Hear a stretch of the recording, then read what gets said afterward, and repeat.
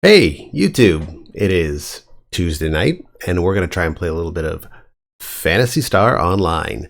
Um, so I got a lot of pickups this week, and some of them I found out in the wild, but to be honest, the really cool ones I got, I just ended up buying on Amazon. There's a couple of good prices on some things that I was looking for quite a while, and actually got a couple of really good deals on eBay recently, and a couple of things in some local buy and sell groups. But I won't bore you with those right now, but I do have to show you something before we get started, just because this thing will not fit on my desk, but you might find it cool. So I'm not a huge anime by any means, but I do like certain anime. Vampire Hunter D, that series is great. Barefoot Gen, that is a great film. I have the books for that as well. One movie that has stuck with me my entire life. I ended up getting it originally when Columbia House used to have their anime club, and they would send you VHS. So if you're not familiar with Columbia House, it's this mail order film, movie, record, CD, cassette service thing. Anyways, it's long gone now because people just took way too much advantage of it. But the first time I got it was on that. It was the pack-in movie for when you join the club. And ever since then, I've just been a huge fan. So much, in fact, that my daughter's middle name is actually named on behalf of the series. So let's just get right to it, because I'm sure you're all waited with bated breath.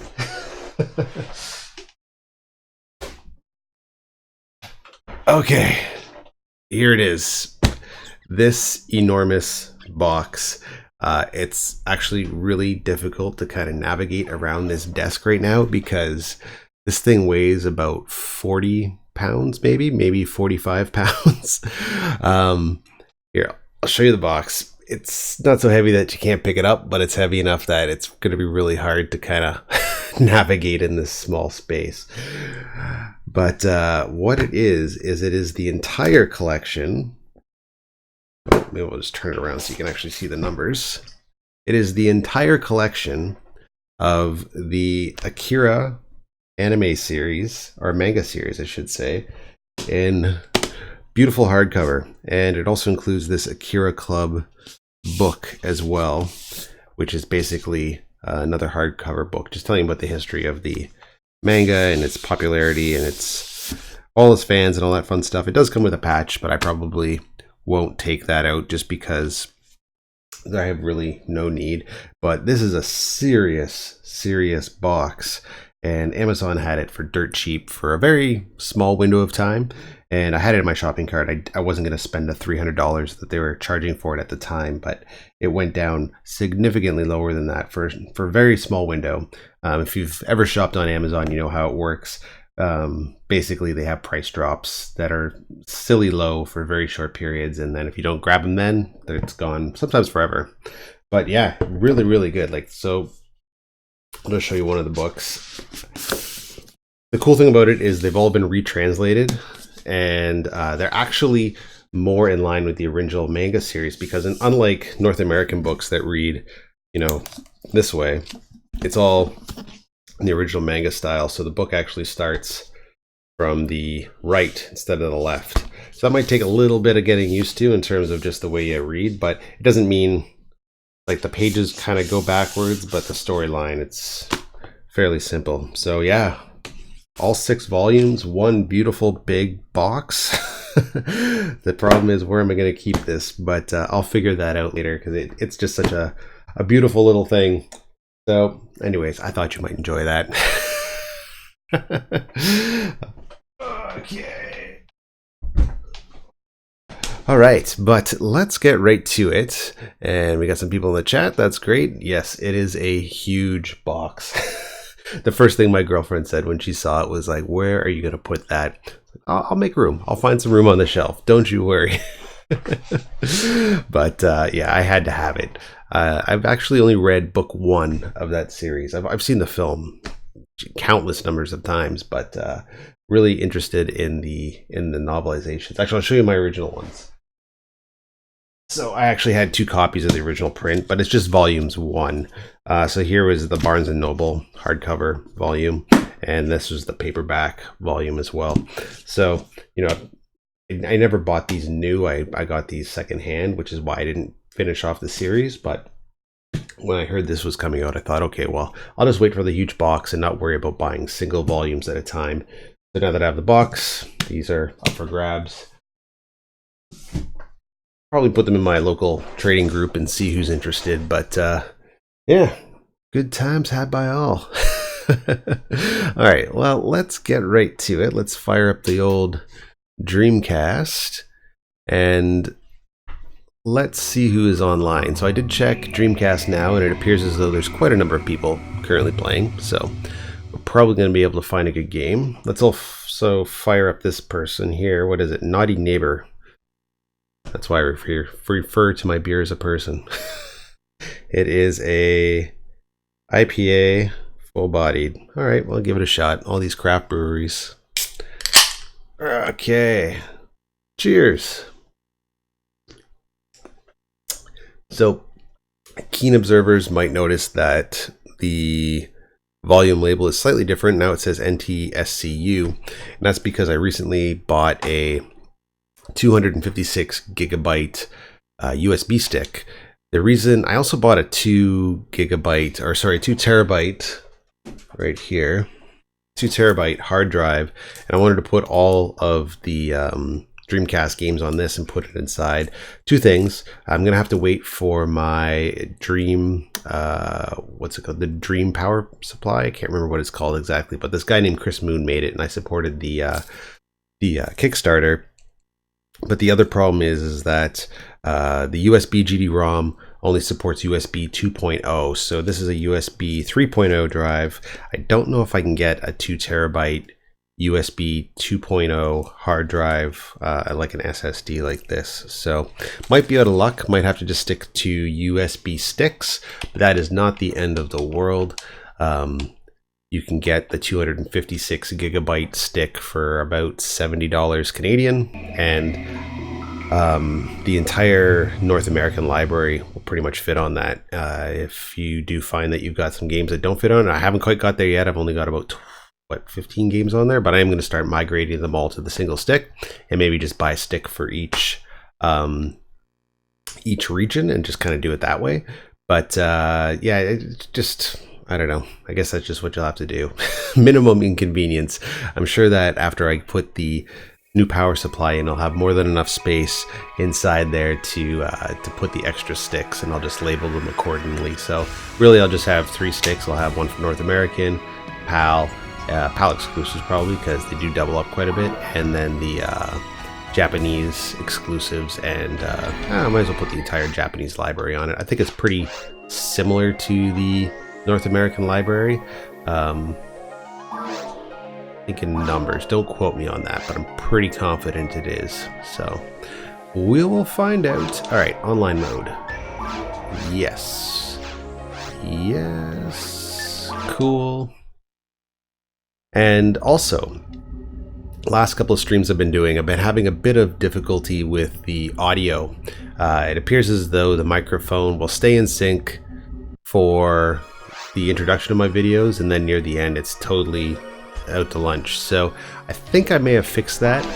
Don't quote me on it, but I did try a new way of syncing the mic. So instead of in OBS adding the mic as a separate source, I actually just have it tethered directly to the webcam, and have the webcam using the Scarlett Focusrite as the audio source. So we'll see how that works. Hopefully it will stay in sync, and if it doesn't, hopefully it'll bounce back. So cool, Kevin's on board.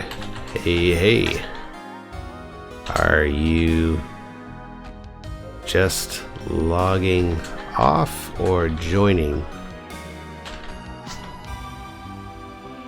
I think the last time we played, we almost had an opportunity to play with Kevin, but I think they were just leaving as we were getting in. But we'll find out. Kevin might be away from keyboard. All right, well, that's not a problem. Let's, oh, hey, look at this. We got full house. Cool. All right. Hello. Are you guys waiting for a team? Let's see what everybody's saying tonight.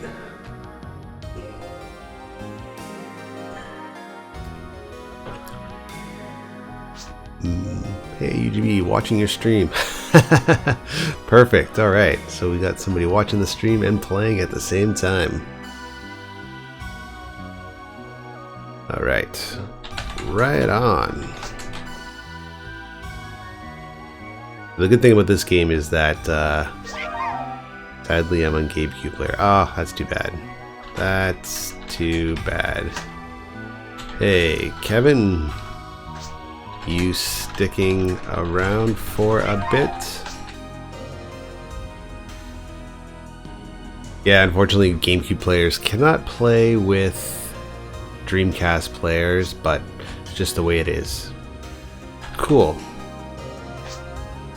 Well, I'm available for a while, so hopefully more folks will jump in.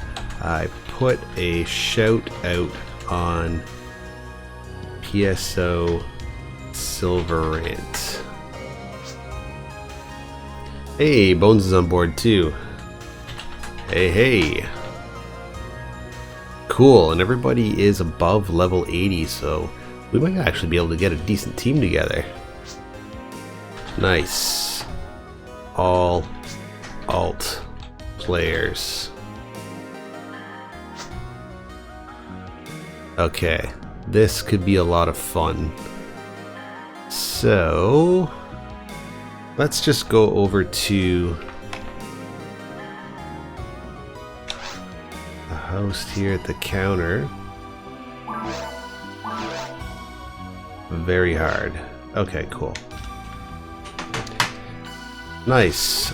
I'm down for a mop up. I have a full gang of points. I should probably go to Vega for a sec and upgrade a few weapons before we start. Is that cool? So we'll go to the Tekker in Vega. Do you guys know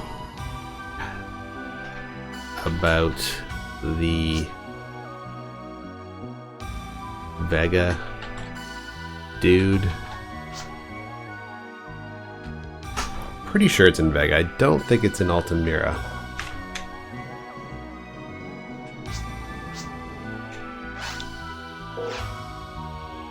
Okay, let's do it. Alright, sweet. So we're gonna change ships. Transport. Change ship. So I'm pretty sure it's in Vega that the garrison is in.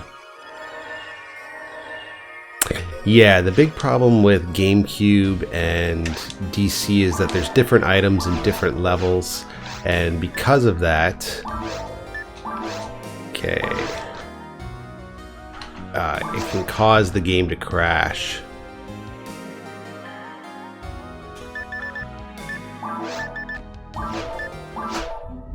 And yeah, so you can play games together, but then you get to a point where maybe you've picked up an item that a GameCube player can't use, or maybe a GameCube player picks up an item that a Dreamcast player can't use, and it causes the server to crash, and it's a whole whack of issues, so not a whole lot of fun.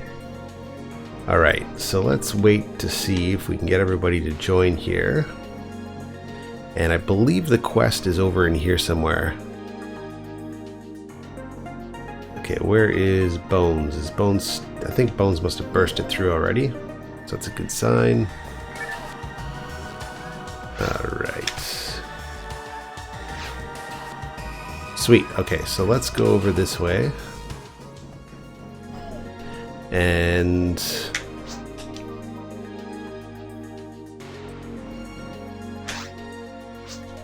Okay, wait for everybody to join. Okay, let's just wait for... Yep, streaming now. Come to the guild counter. Alright, so Kuroheim showed me this little trick a while ago, and I'm not 100% sure if I'm doing it properly, but let's give it a shot. Okay, what was it again? Was it an event?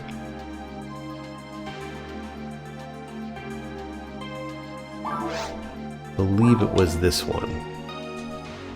Okay, let's give it a shot. Okay, online quest is being loaded into memory. Please wait. Uh-oh. Don't freeze, don't freeze, don't freeze.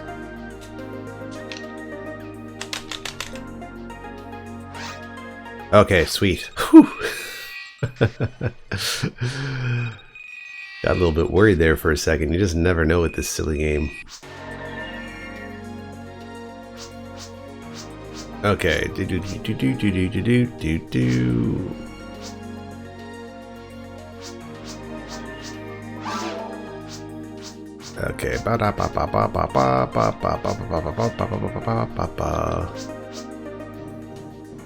Alright, so let's... Okay, so he's looking for the stream, YouTube/ugly goblin boy.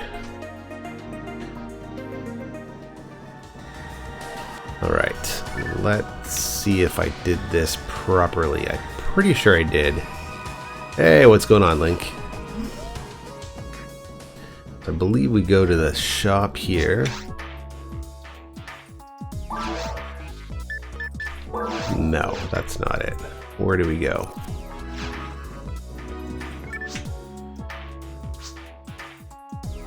Sorry, but today I don't feel like working. Okay, where are we going? Where are we going?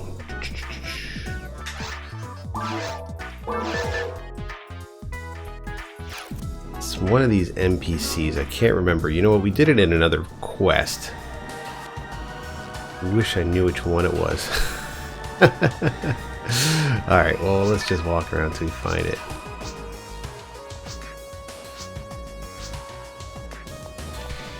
Let's just talk to everybody. Shiva Stone, yes.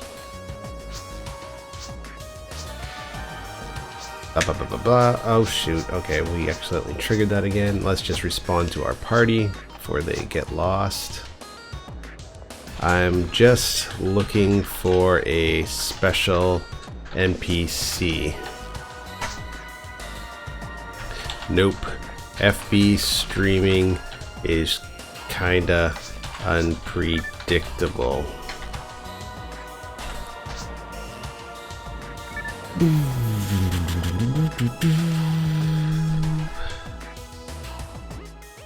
Oh man, that sucks.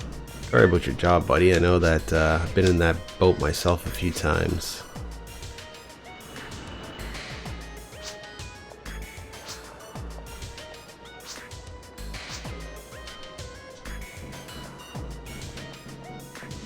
Yeah, it's never fun, but hopefully find another gig.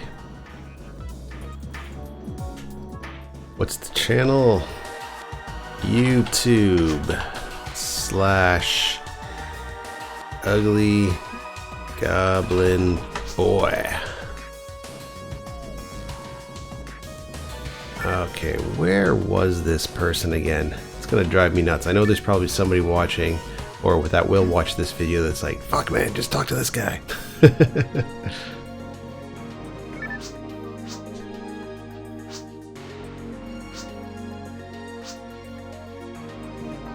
Okay, where was it again? Whoa, what's going on? Why are we getting a boot? Oh, did I talk to this guy already too soon? Fuck.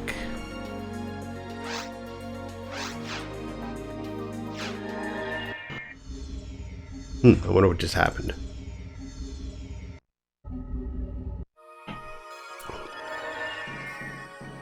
Well, damn. Looks like I ruined that one.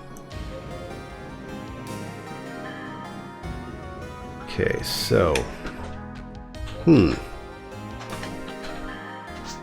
think I fucked the quest. I was talking to the NPC and it booted us.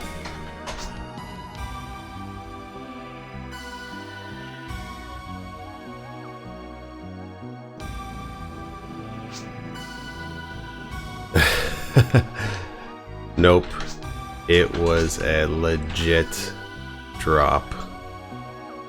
A legit kick out. My bad. Okay. Can't find that damn NPC. So let's just do the regular mop up.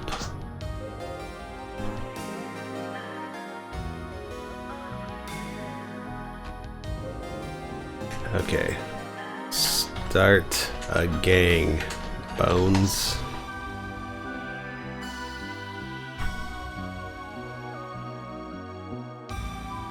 Alright, so we'll wait for Bones to start a quest, and after Bones starts a quest, we will try and jump in. So Bones is probably bursting, so we won't be able to jump in. Organize team, join team, mop up. Okay, wait for him to finish bursting. Yeah, the holidays are always kind of rough for losing jobs. I always tend to actually have a couple of jobs in my back pocket in some form or another. I try not to rely on one gig. I know that's hard for a lot of people, but I sort of realized a long time ago that you got to diversify your income streams. You know, I've always had one job that I put a lot of effort into, but then when it's not working out, you kind of feel a bit trapped. And in the event something bad happens, you know, you end up in a kind of a rough spot. So I don't know if that helps at all, but sometimes if you just draw from a lot of little pockets, you can actually get to a place where, you know, it feels like a full-time job, except you're just doing a lot of little things to accumulate a decent income. So I mean, like right now I got my, okay, I hope this isn't gonna freeze the game. Kevin is joining the game, please wait for a while. Okay, sweet. Alright, let's go to the guild counter. Yeah, so like right now I do a lot of buying and selling. I got my full-time job. I got a part-time job that I haven't been working at for a while now. It's the one I had last year. And hey, YouTube is, you get a little bit of money here and there, but not really that reliable. eBay is, you get some cash from that as well. I have been experimenting with doing some more work, just kind of doing like live edge tables and things like that. So I don't know, just a little advice from my own little life. All right, let's read this. I am a lieutenant in the 32nd Works Division of the Pioneer 2 Outer Space Task Force. Pioneer 2's army is ill-equipped, so we asked hunters to help out. I've received the Council's order to go to our goal to do some research. So I want your help.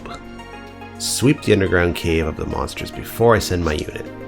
The mission will start in 8 minutes. Finish your duty before the mission starts. I admit that our soldiers are too weak. Good luck. Alright. Let's get going. Oh geez, I can't believe...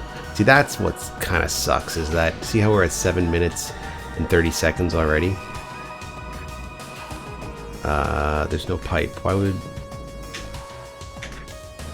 Okay.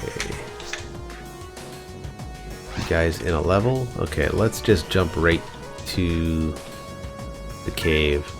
Yeah, that's why the mop-ups kind of suck, because if I'm reading it and the other player finishes the text before me, the game has already started, so...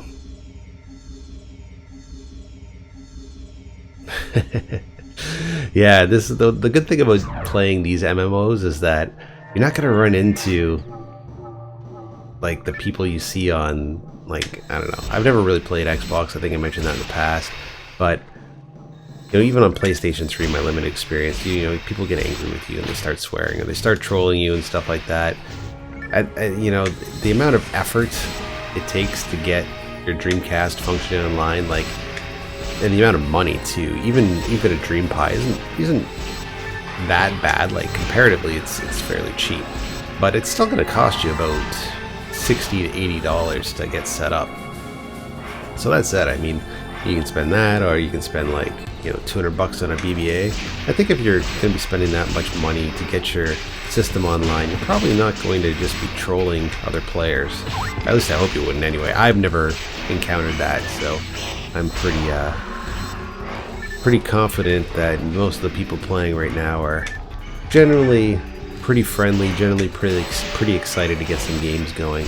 And that's the other thing too, is that even though, you know, the Dreamcast has really been coming along with its online support, a lot of those game lobbies are pretty empty most of the time, unfortunately.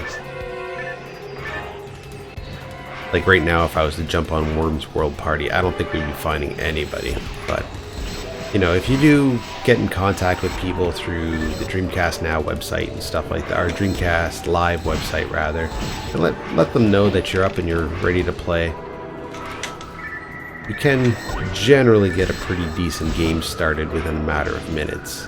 Most of the people right now that are involved with Dreamcast Live have pretty much all of the online games. Oh shit. Oh, motherfucker. In one form or another. So you don't really have to worry about them. Oh, I think someone took my cash. That's alright. You don't really have to worry about too many people not having the game in order to play.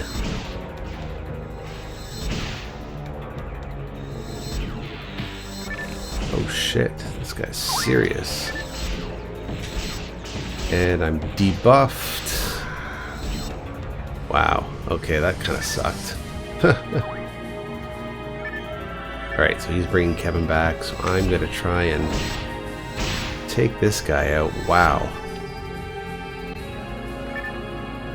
You know, you really show your true colors when you don't have anybody buffing your character, because look at how weak my guy is. Holy smokes. Boom, boom, boom. Okay, where did he go? Where did he go? Okay, let's try and freeze him just to get him out of here. And he avoided my trap. Damn it.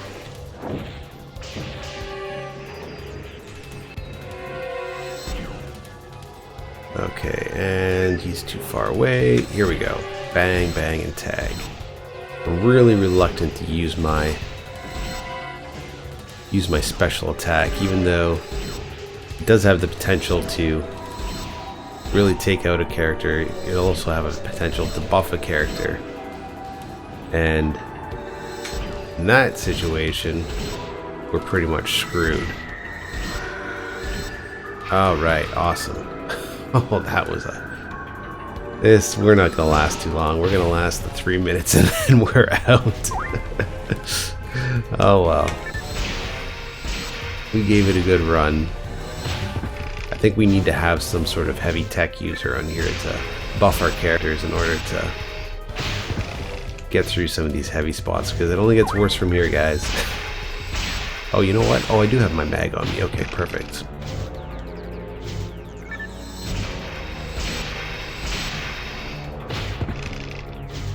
Come on, you son of a bitch.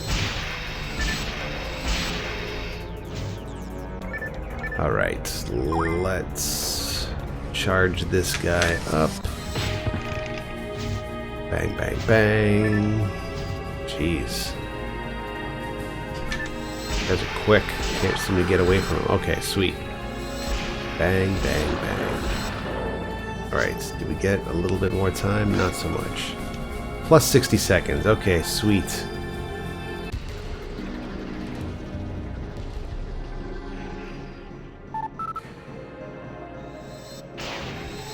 Oh man, I hear you. My backlog of games is just... Oh shit.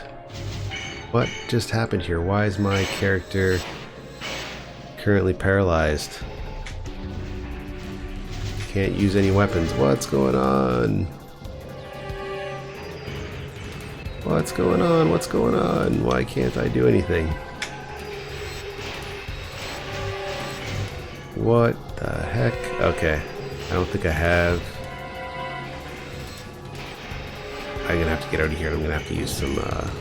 Hopefully, I have something that can help out. Okay, can't hit start. Okay, great. Whatever it was wore off. Wow, that was a pain. Yeah, so I've had a crazy backlog of games too. Like, you guys see me showing off stuff pretty much every other week. You can only imagine what I'm actually able to play through. And actually, the backlog that I really want to start trucking through isn't necessarily even anything on console. It's like all these PC games that I've been wanting to fire up again. Give those a crack, but just haven't had the opportunity to really install anything lately. And to be honest, I'm kind of waiting for my till Boxing Day before I start playing my PC games, only because I'm probably going to get another computer on Boxing Day, and I don't want to have to start games and then worry about your save files and reinstalling everything. I'd rather have everything in one fell swoop, just kind of install it on a system, forget about it, and then just play from there. Oh shit, and we are going to have to feed our mag too, so let's just do that while we're here. Before we run out of Trimates. And look at how low it is already. Man, I forgot to put that in the bank. That sucks. Okay, here we go. Sorry guys, back in the game. Bang, bang, bang.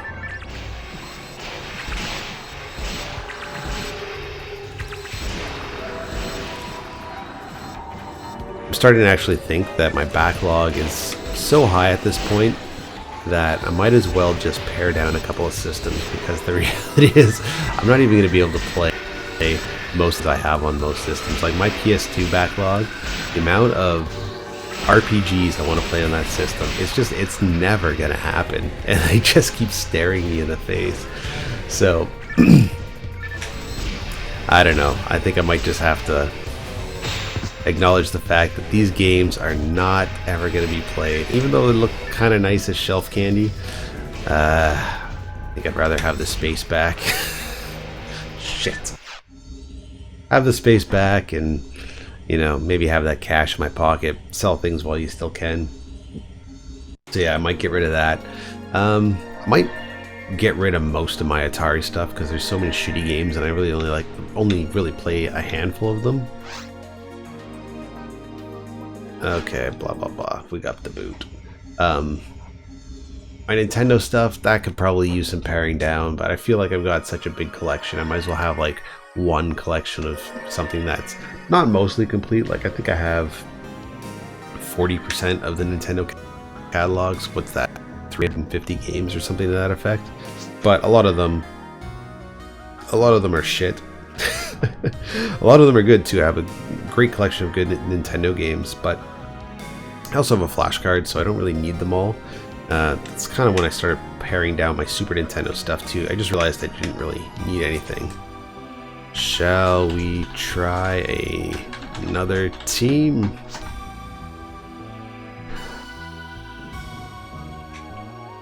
It's also good reasons that a few systems that I thought I would get into, and I told myself, okay, maybe this is the time I actually keep a Genesis, or maybe this is the actual time I keep a GameCube. I just never do. I hold on to it for a little while, and then I just end up reselling it or something like that. So I don't know. Sign of the times. Oh, waiting for it to burst. Okay, well, we're waiting for that person to burst. I am just going to show off a couple of other cool things. Two things Dreamcast related, actually. Let's just go right there. So, one game, speaking of back catalog and backlog, that I really want to play is Shenmue. I really want to complete that game. So I ended up getting this full strategy guide for pretty cheap, actually. It wasn't too much. I think it came to about $10 or something like that. But it's also, you know, the cover has the little bit of scuffs, but overall it's in excellent shape, and also comes with the sealed super secrets section.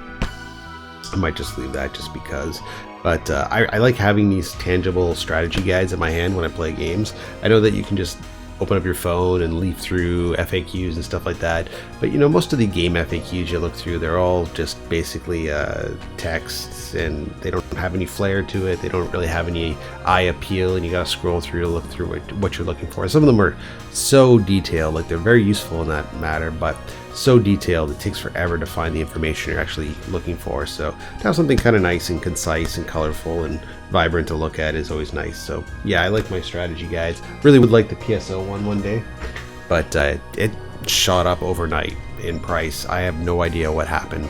It went from being about a $25 to $30 game guide to now, for some reason, it's over $100. So I don't know what that's all about.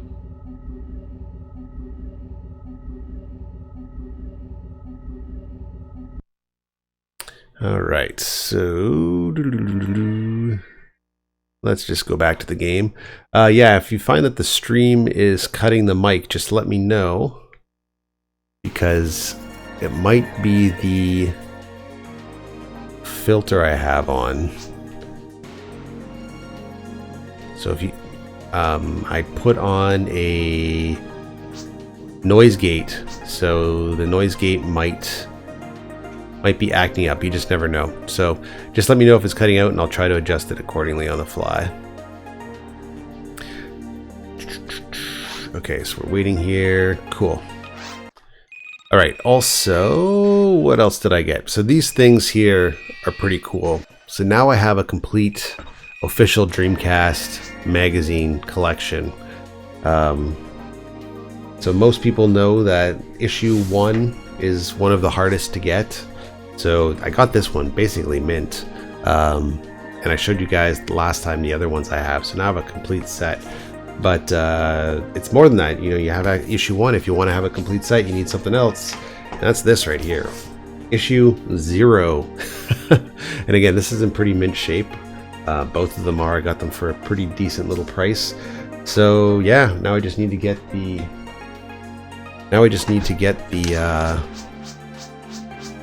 demo discs that come with it, and I'll have a complete Dreamcast magazine collection. So I'm pretty jacked about that. Those are fun to leaf through. Okay, cool. So you know what it probably was? When I was bending down to grab some stuff, or turn my face away from the microphone, because I have a noise gate on it, I probably gave the illusion of cutting out, but it was just the gate not picking up on the signal from the mic. So yeah, I'll check it out again. Check it out again after I'm done playing this stream and see if I can fine tune it a bit. Yeah, I sniped it on eBay. Sometimes you can buy the whole lot of demo discs for like 30, 40 bucks. There we go. So yeah, the Dreamcast magazines came with the demo discs as well, which are always kind of nice. Oh. Did we lose a player? And as I think it was Kevin or Bones, I can't remember if you said it in the chat just now, on the actual game, not in the YouTube chat, but yeah, the issue 0 can be quite expensive. But I also know that with eBay and anything used, just don't, just be cool, you know? You don't have to get everything tomorrow. And that's pretty much where I was at. I just kind of look at eBay at night, generally when I'm kind of chilling out. I just see what's newly listed. And sometimes you get lucky. Sometimes people post something for a decent price. And I just make sure that I have some money in the PayPal kitty. And, you know, if it's something I really want, I'll snag it. Especially for things that I know don't come up every once in a while. What was it, 2 streams ago I showed you guys the Sonic Limited Edition, and that was kind of the same deal. Okay, so why can I not? Okay, here we go. I see, because I'm not closing it out. It's my fault. True to form. And now you don't see Sonic Limited Edition coming up at all, especially in open auction. I think there's a couple people right now trying to sell it for, I think, 500 plus complete, which is absolutely insane. Definitely a collector's item, but nothing you need. I certainly wouldn't pay that amount of money, but I also got mine for a pretty good price as well. So I was happy. A lot of the more expensive stuff, when I started collecting for Dreamcast seriously, I knew right away, like, the system was a good system, and I knew that a lot of people weren't, like, it wasn't a system that a lot of people were buying. Like, people were buying it, of course, but let me reframe that thought. It wasn't a system that had become, like, really popular, overly popular, to the point where all of the games and all of the like peripherals and stuff like that would be going for crazy amounts of money. They were just kind of going for average prices. So when I got a lot of my higher end games, they were relatively expensive, but they are not nearly as expensive as they are now. Like, I mean, you used to be able to get things like what would be a good example? Like Red Dog used to be able to get a $30 game 2 years ago, and now it's up around 100 sometimes. Another good example of that is things like Cannon Spike. 2 years ago, Cannon Spike was about $120 game, and now, they want $300 plus for it complete. So, and it's not even that great of a game. It's pretty good, but it's not fantastic by any means. So, knowing that when I got on it, I was like, okay, this is going to be a system that I really want to collect for. I thought, okay, don't just buy a bunch of crap. It's really easy to just buy a bunch of filler games. Concentrate on the harder to find titles, because at some point that they're going to be out of your price range. So that's just what I did. I just, right out of the gate, I just concentrated on the more expensive titles and got them for a decent price before they inflated super crazy high. And yeah, so here we are today. Even Phantasy Star Online, like, I think I got my copy for about $6 complete, version 2, when I first got it. And now that's about a $40 game, so still reasonable. Like, a lot of the games, like even the most expensive Dreamcast game, is nowhere near the cost of the most expensive Nintendo game. But I think a lot of the people that end up buying are getting into Nintendo at this point and are still buying games that are hard to find on that system. They are either very affluent and have a lot of disposable income, or insanely in debt. If you are a person that I know that I would hang around with, okay, you certainly do not have an extra 20 grand in your pocket to buy a Nintendo cartridge. But they sell at that price. So either somebody is buying it because they have that much money to spend. Maybe they are smart. Maybe they saved up some cash or have a good job or whatever. Born into money, most likely. But I suspect most people that do that just don't. Like, they just sort of see tunnel vision and are like, I need to have this for whatever it is. If you want to spend $20,000 on a copy of Stadium Events, you're not playing it because you like that game. You might be playing it because you're trying to complete a collection, which is not likely with Nintendo. There's just too many of those rare games that are not out in circulation. Depending on how you want to consider your full Nintendo set. Like, you want to get the Nintendo World Championship cards, it's just never going to happen. So, if you want a complete North American set, I guess it's possible, but there's those games that they just never come up in open auction. They never are for sale at local game stores. People that have them now, they're holding on to them. Sometimes it's for speculation reasons because people see them as investments. Other times it's just for the same reason. There's just too many collectors collecting for that particular system. So, I hate to harp on Nintendo. The other thing I find too is that most Nintendo games are not that enjoyable nowadays. Even the ones that I used to really like playing as a kid, I find a little difficult to get into. Some games will always be fun, like Mega Man 2 I can pick up at any point, and that's a fantastic game. But a lot of the games that I used to have the patience for, I just simply don't anymore.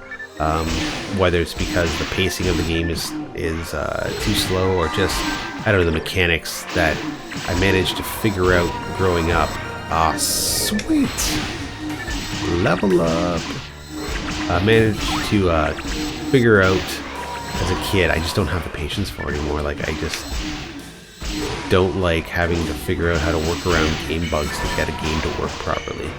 And I mean, that's true for most of the Nintendo catalog. Even the best games still have flaws in them and can get quite frustrating to play.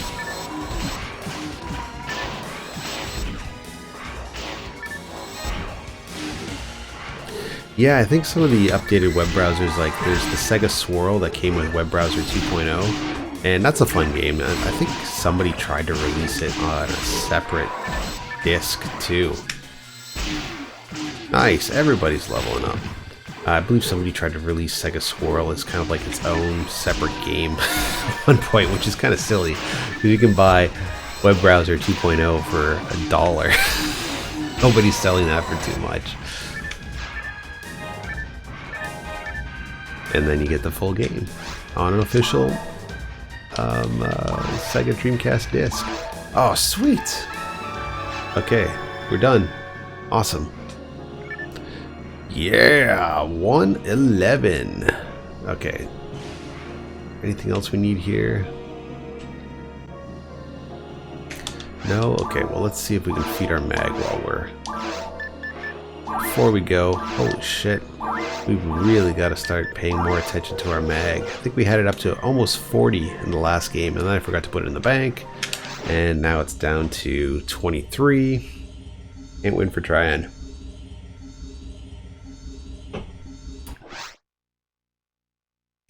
Alright. That was a pretty good round of the mop-up too. Nice. Okay, so I'm going to unload a couple things and pick up a few things as well.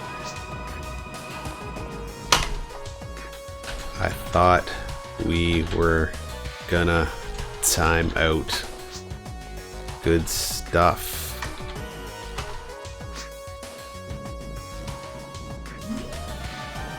Okay, and let's go back here and sell. Sell. We don't ever use that.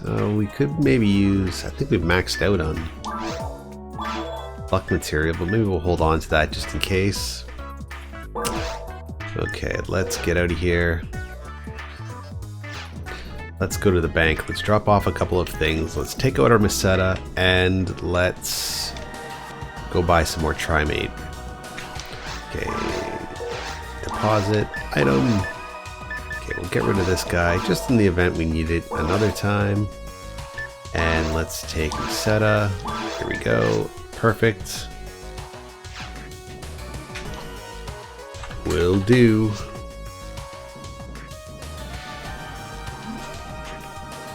And let's stock up on our Trimates, our Dimates. Maybe we'll even get lucky and find a Escape Doll. And no luck. Okay, cool. Not a problem. Let's deposit the rest of our Meseta. Just so we don't lose it. And we'll go back to the lobby and let's start another quest. Deposit Meseta. Perfect. Okay, cool. Here we go. Now, I don't know if there's any NPCs that you're supposed to speak with here, if there's any sort of... I imagine there's some sort of secret that I'm not revealing, but, you know, the rest of the team's gone, so let's just go with them. Sorry, pardon me. Alright, so they're going to give me photon points. I don't think I can even... No, just Meseta. Okay, well, I thought they were going to give us photon points. No big deal. Okay, so while we're in the lobby, let's just switch cameras again, just for fun. I'm good for whatever. So let me show you something I got in a local trade, actually. So I belong to a couple of local trading groups, and this guy was selling some things for pretty cheap, and I thought, okay, I've got a little bit of money, like I said, and it was, everything he gave me was $10 shipped. Now, it doesn't look like a big pile, but I thought it was a pretty good deal, actually. So, got this, which is always kind of fun. So, Toxic Crusaders, the movie, on DVD. I don't know if you're familiar with it, but it's the cartoon version of the Toxic Avenger sort of series, and they actually add some new characters which are really cool. The interesting thing about this is I can remember as a kid watching a special, Lloyd Kaufman was presenting it, of the Toxic Crusaders movie, and in it he had like live action versions of these characters. So like there's the guy with the wheel on his leg, stuff like that. And I've always wondered why they never used those character models to make a live action Toxic Crusaders movie, but I guess they just never did for whatever reason. So maybe it was licensing or something, but everything's under the Troma label, so I don't understand why. And then I just got these 3 buttons, which I thought were kind of fun. So this one right here is a button for the stuff. If you don't know what the stuff is, it is a Larry Cohen movie, I think it is, back in the 80s, about basically like killer yogurt. Here we go, the light's flickering on it too much. So that was kind of fun. These things, like I said, everything was $10. He just threw these in for fun. So here's a Soylent Green pin as well. If you don't know Soylent Green, it's people. And this one is actually the one I wanted the most. So Silver Shamrock novelties. So if you don't know what reference that is, it's actually reference to Halloween 3. Silver Shamrock is the company in that movie that makes the masks that kill all the little kids. Actually, it's my favorite Halloween movie. I recently watched Halloween 1, and I can appreciate it for what it is, but it is a slow burn movie. It is, I don't know, it's not that great. Halloween 2, the direct sequel to Halloween 1, is also like, you could tell that they were being forced to make a sequel, and it is what it is. But Halloween 3 is the movie in the series that is completely off the rails, because originally John Carpenter's idea was to make a movie. The Halloween series was going to be a different type of movie every year. So the whole idea behind the franchise would be, it would be called Halloween, Halloween 2, Halloween 3, blah blah blah blah, but every movie was going to be different. Maybe. I think we could do it as long as we are buffed. Oh snap, we can do it then. Sweet. Okay, cool. So we're gonna go fight ourselves a dragon. Let's just jump to the forest and start taking care of some guys while we're at it. But yeah, and then after Halloween 3 got mixed reviews, unfairly so. I think it's because most people were expecting to have a Michael Myers return, and then it ended up being a movie that was completely different. But it was good. That's the thing. If it was just called Season of the Witch, it could have been great, but it was called Halloween Season of the Witch. And it's still great. But I think it would have been, if it was marketed separately from the Halloween franchise, it probably would have been more successful. That being said, I think the fact that it wasn't successful also kind of increases its appeal to most people as well, just because it was the underdog, right? Like, everybody liked it despite the fact that the people that liked it back when it was released liked it not because it was a Halloween movie, and that was the thing. It was, they liked it as a movie, and they weren't sort of tethered to the whole Halloween mythos at that point. But speaking of horror movies, I actually got quite a few really cool ones in recently. Just in time for Christmas, right? I don't like the Halloween or the Hollywood Halloween movies. I do think that the recent Krampus movie is pretty cool. The effects in that, the practical effects, I really enjoyed. But the funny thing is my brother doesn't enjoy them. And the reason that's funny is my brother actually makes practical effects for film, and he's brilliant at it. He works in latex, animatronics, and everything. In his films, you can see a couple of them. Like, he did a short on the ABCs of Death Part 2. Actually, I did the film score for that particular short. He also did a couple of movies that got into TIFF. one in particular was really cool. It's called Give John. I think you can actually watch it on the National Film Board of Canada. I believe they have a copy, so you could probably stream that online if you wanted to. I don't know if he's put up an official version or not, despite the fact that I've told him numerous times, let me start your YouTube channel with all your shorts. But yeah, brilliant filmmaker, really talented person at making practical effects. And, you know, I thought Krampus's practical effects were pretty good, but he figured they could probably have benefited from more articulation in some of the character models. And that's all well and good. Maybe it could have, but it was good enough for me. Me and my primitive movie-going mind. Wow, my character, Mag, is really struggling to stay in sync. Alright, where are we going now? We are going this way. Perfect.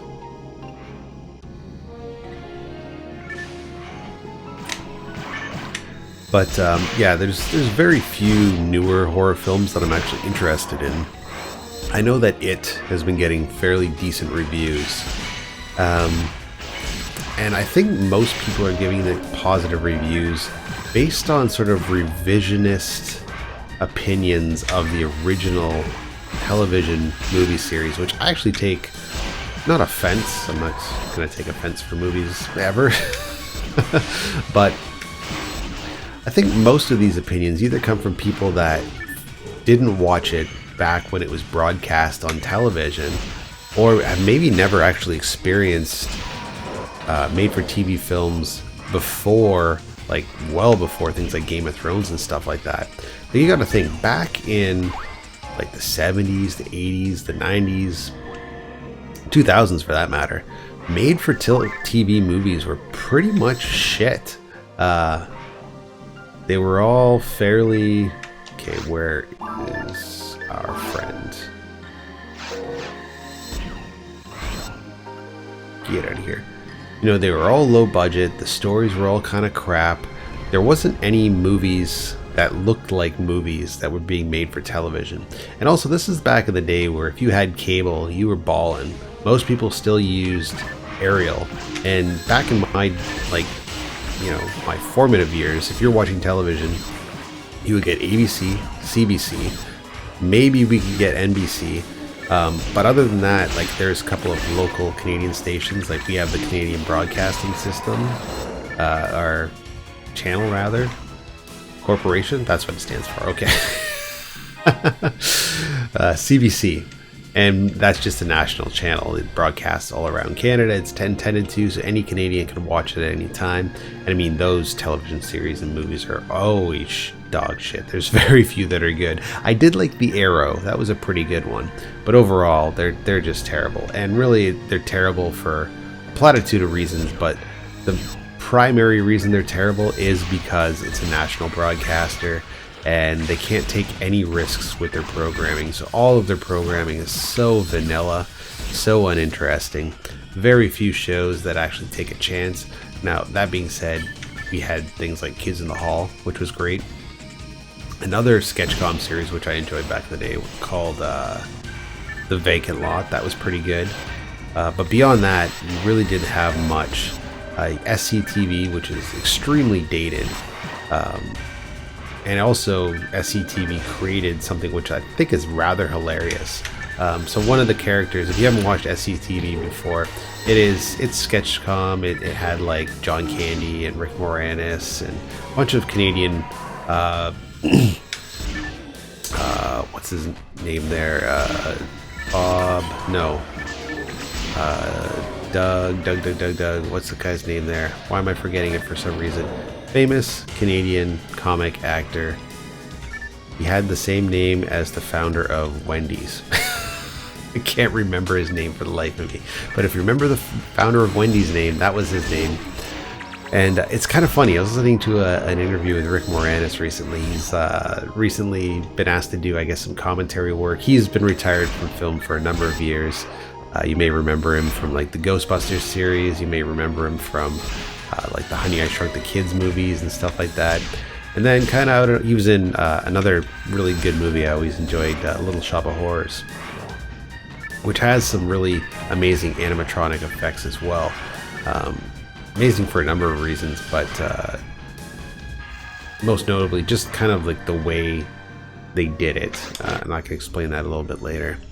But he retired in the early 90s after his wife passed away, and he just decided, I'm just going to take care of my kids. So he just retired from film, and he actually teaches at George Brown as well. So I've never seen him out and about, but that doesn't mean much because I don't really run around with the film community at George Brown. George Brown is a college here in Toronto. But yeah, I've seen him doing some, or heard him doing some interviews lately, because I guess he's been asked to do some commentary on old films, and to support the commentary, people are like, you got to get out there and remind people who you are, man. So he's been talking to people like, I think I heard him on Here's the Thing with Alec Baldwin, if I remember correctly. Could have been a different podcast, I'm not 100% sure. Anyways, what am I getting on with this rambling rant thing? The main thing he was talking about was Bob and Doug McKenzie, who you may have heard about before. If you're not familiar with Canadian culture, Bob and Doug McKenzie, those are the toque-wearing guys that like to drink beer, and they sing the 12 Days of Christmas song that comes out. Yes, Dave Thomas. Dave Thomas. Thank you for triggering that reminder. Dave Thomas is the guy's name. Anyways, so he was explaining that the whole concept behind Bob and Doug McKenzie was actually in response to the Canadian Broadcasting Corporation's really stringent rules on Canadian content. Like, they have to be, like, the Canadian content that is played or broadcast has to meet certain criteria. And I guess a lot of their sketches that they were creating back in the day didn't make it to air because the CBC decided it was not Canadian enough. So Rick Moranis kind of in jest said, like, what does it need to have? Does it need to have a bunch of guys talking about hockey, wearing toques, drinking beer? And basically they were like, yeah. So he created these characters and they did a short, and it was all done kind of like a joke, but the CBC thought they were serious, and then they were like, all right, well, we'll do this sketch. We're basically making fun of you. And yeah, CBC didn't catch on to the joke, and I mean, it's all to their benefit because then people love the characters, which, you know, it's hard not to love. I think I've watched Strange Brew probably about a dozen times back as a kid. And if you don't know what that is, that's the Bob and Doug McKenzie movie. They also have that record, Great White North, which is fantastic. Even today, it's fantastic. It's a comedy record. It also has some pretty memorable songs, like the 12 Days of Christmas one. It also has Take Off, which stars, what's his name from Rush, the main blade, Geddy Lee from Rush. Yeah, really, really good prog rock song. Actually, it's pretty catchy.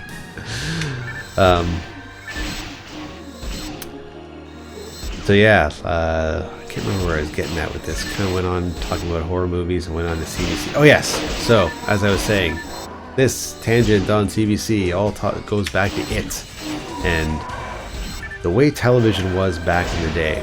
Now, before It, I cannot remember too many made-for-television movies, but I do remember a lot of them were dog shit. A lot of them were just melodramas. Nothing really took any chances.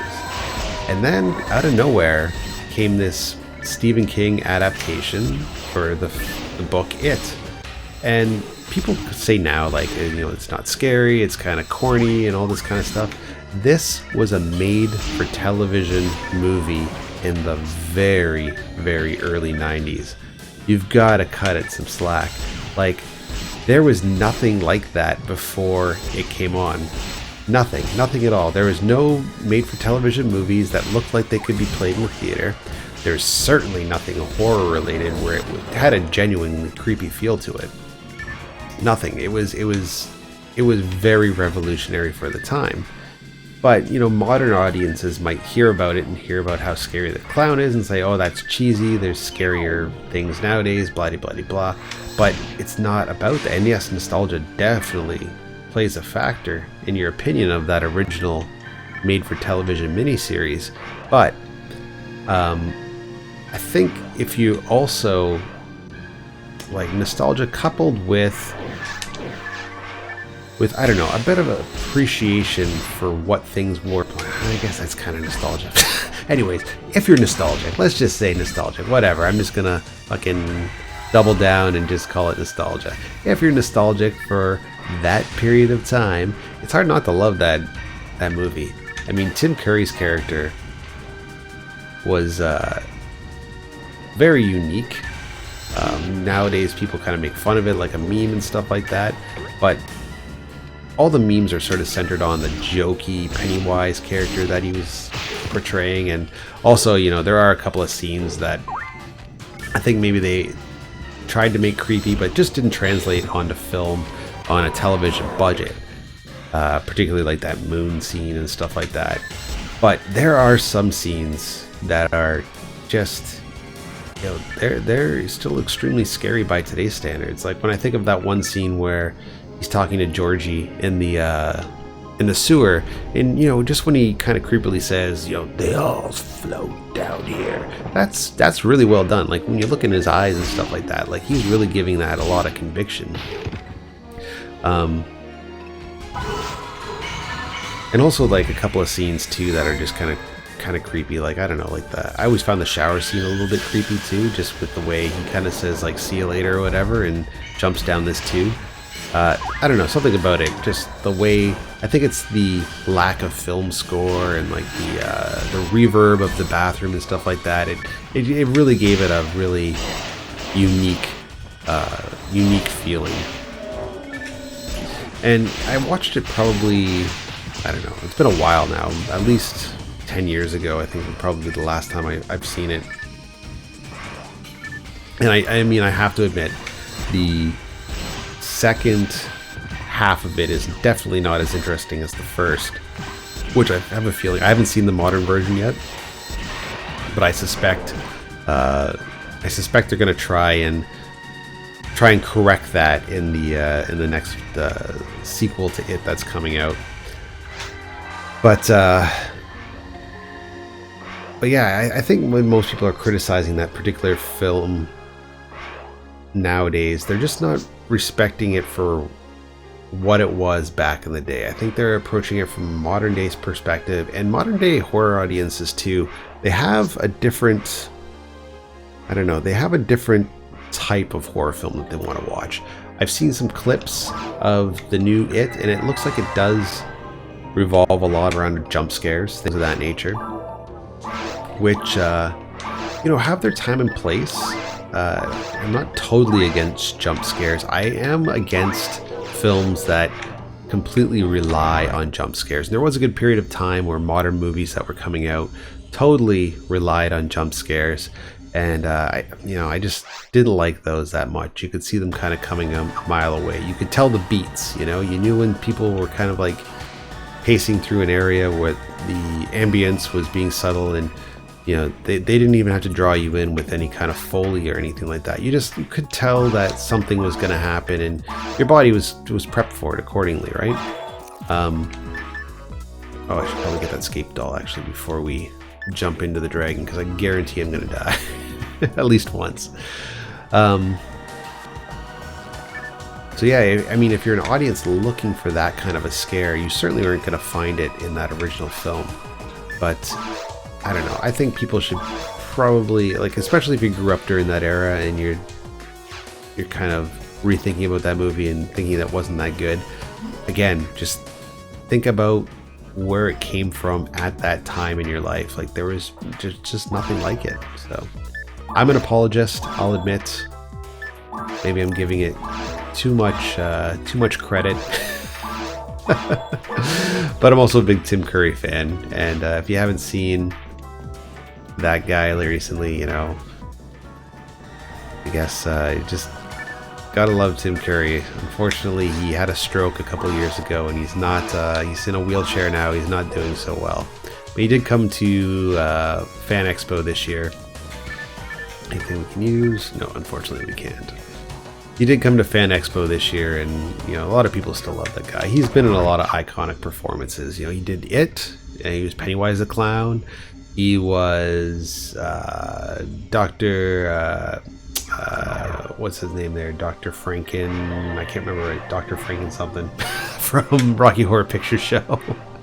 Why can I not remember the last name? But he was also the Darkness in Legend, which is a great little Ridley Scott fantasy film. It's a little bit cheesy, it's a little bit glassy, I guess you can call it, like the way it's shot. But the makeup for the Darkness, which Tim Curry plays, is fantastic. It's phenomenal. Even in high def, you don't see any seams on that outfit or anything. It looks fantastic. That's another film I used to watch quite often as a kid when I was much younger. And that is the other thing about a lot of older films. They did rely on film grain to cover some of the scenes and stuff like that in the old films, but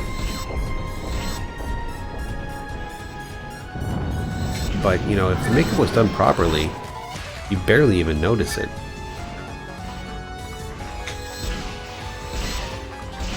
Okay, where's Kevin? Let's bring him back to life. Close enough? No. Okay, there he is. He's back. Definitely like older horror films that oh, fuck off. Okay, well, at least I got that Scape doll. I thought I had that Scape doll. Oh yes, I did. Okay, cool. Okay, get out of here, you. Okay, he's gonna fly, he's gonna do his thing, and then he's gonna spin back around. Yeah, some movies just don't translate well into high definition, and one film I can definitely comes to mind is when I bought the Blu-ray for Hellraiser. Hellraiser is the film with the Pinhead character and does have quite a few different creature effects, which looked fantastic back in the day. But the thing about films back in the day, like that were using creature effects and stuff like that, is that up until late 80s, they didn't use latex. Latex just wasn't around. They used to use rubber. And, you know, a lot of good costumes and stuff like that are made of rubber. Looked fine on film and then put onto VHS because you had film grain to cover it up. But now in high def, you'd see all the seams and things just have a certain texture about them that it looks really fake. There's that term, the uncanny valley, which... Where is our friend here? There we go, sweet. Which basically means when your suspension of disbelief is gone in a film. Just something happens on it where, like, maybe you're watching something like a CGI effect and something about it just seems unnatural to the mind's eye and you can just tell it's fake. But yeah, a lot of those old horror movies that I've purchased on Blu-ray, they actually look better on VHS. Makes me kind of disappointed that I got rid of a lot of my VHS copies of those films, because I would probably watch them more. Okay, we gotta really get rid of this dragon. He is just slaughtering us. Okay, come on, come on, come on. Oh, fuck. Come on, get out of here.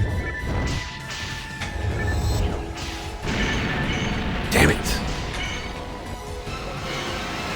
Okay, well, at least we didn't die. Well, that's something anyways. Oh no, he fell on me. Am I dead? Please say I'm not dead. Ah.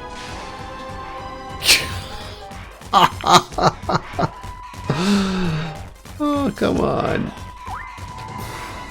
Uh-oh, I think somebody took my gun.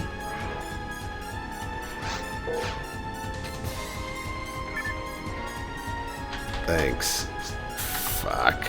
I don't think I got the XP because the damn dragon fell on me. Oh, what a bummer. Ah, well, c'est la vie. What's this? Anything I can use? Get out of here. Okay. Let's eat our mag. Make him happy. Perfect.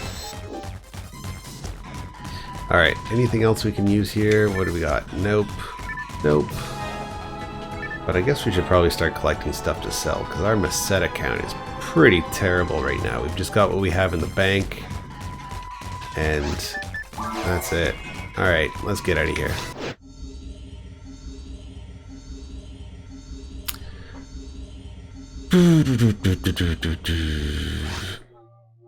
Yeah, by all means, you should definitely buy a Dreamcast and jump on and play. It's a great time. Like, the last 2 years, the Dreamcast scene has just been exploding. Speaking of which, I have got to find myself a copy of Flashback, which is now released through Josh Prod. You can get it on, I think, Rush On Games, and you can also get it on PlayAsia. It's about $50, and it's a port of the PC game. I shouldn't even say the PC game. It's a port of the game, but it combines elements of basically every source of that game. So it was ported to multiple consoles, and it has different cutscenes and things like that. Do I have anything that the Techer needs to identify? No. Okay, let's just sell their stuff then. Okay, we'll get rid of that. Get rid of that, and we're good. Okay, cool. But yeah, it looks like a fantastic port of the game, because it incorporates so many different elements from so many different versions of the game and just amalgamates it all into one copy. So it's pretty much the definitive collection of that game.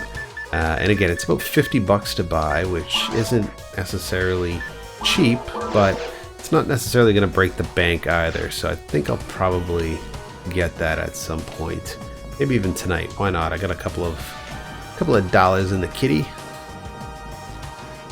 Okay, let's go to the lobby and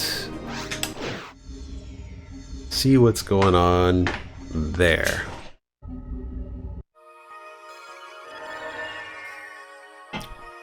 Now, a lot of people have been also talking about Intrepid Izzy, which just got funded, and that looks like an interesting game. Apparently, it's a little bit better than I originally took it for. It just looked kind of like almost like a Flash animation style, kind of beat 'em up / side scroller. But apparently, it involves a lot of kind of different beat 'em up mechanics as well, which make it a little bit unique. That's at least what I heard on the latest Dreamcast podcast. But again, it just doesn't feel like the kind of game I would enjoy playing. I think Flashback would certainly be a game that I would enjoy much more. So I'm probably going to get that at some point. And I